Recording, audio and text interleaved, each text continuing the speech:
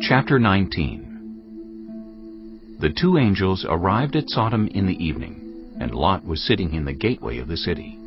When he saw them, he got up to meet them and bowed down with his face to the ground. "My lords," he said, "please turn aside to your servant's house. You can wash your feet and spend the night, and then go on your way early in the morning." "No," they answered. "We will spend the night in the square." But he insisted so strongly that they did go with him and entered his house. He prepared a meal for them, baking bread without yeast, and they ate. Before they had gone to bed, all the men from every part of the city of Sodom, both young and old, surrounded the house. They called to Lot, "Where are the men who came to you tonight? Bring them out to us so that we can have sex with them." Lot went outside to meet them and shut the door behind them and said, "No, my friends, don't do this wicked thing.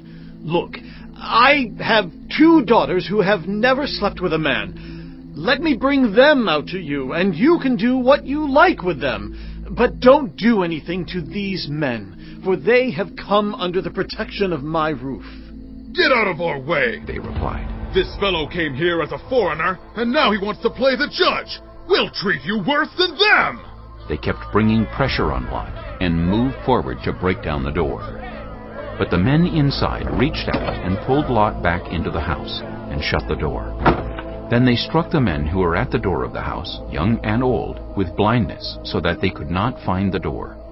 The 2 men said to Lot, "Do you have anyone else here, sons-in-law, sons or daughters, or anyone else in the city who belongs to you?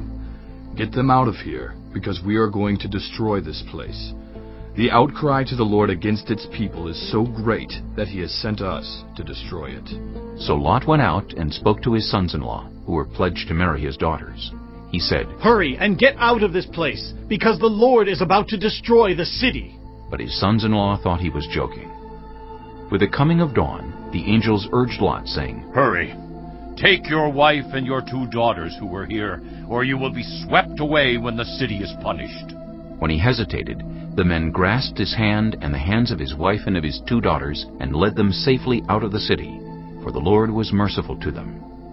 As soon as they had brought them out, one of them said, "Flee for your lives. Don't look back, and don't stop anywhere in the plain. Flee to the mountains, or you will be swept away." But Lot said to them, "No, my lords, please.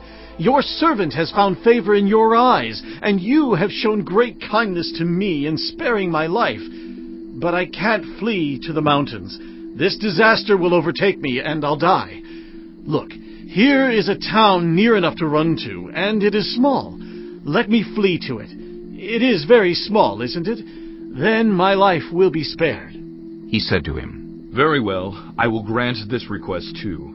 I will not overthrow the town you speak of, but flee there quickly, because I cannot do anything until you reach it."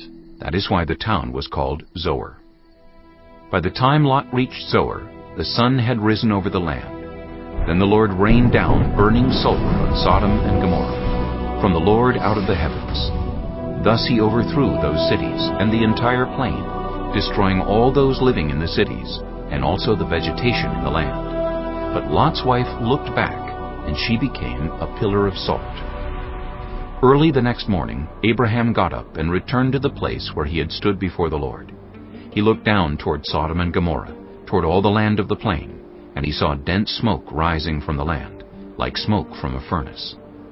So when God destroyed the cities of the plain, he remembered Abraham, and he brought Lot out of the catastrophe that overthrew the cities where Lot had lived. Lot and his 2 daughters left Zoar and settled in the mountains, for he was afraid to stay in Zoar. He and his 2 daughters lived in a cave. One day the older daughter said to the younger, "Our father is old, and there is no man around here to give us children, as is the custom all over the earth. Let's get our father to drink wine, and then sleep with him, and preserve our family line through our father." That night they got their father to drink wine, and the older daughter went in and slept with him. He was not aware of it when she lay down or when she got up. The next day the older daughter said to the younger, "Last night I slept with my father. Let's get him to drink wine again tonight, and you go in and sleep with him so we can preserve our family line through our father." So they got their father to drink wine that night also, and the younger daughter went in and slept with him. Again he was not aware of it when she lay down or when she got up. So both of Lot's daughters became pregnant by their father. The older daughter had a son, and she named him Moab. He is the father of the Moabites of today. The younger daughter also had a son, and she named him Ben-Ammi. He is the father of the Ammonites of today.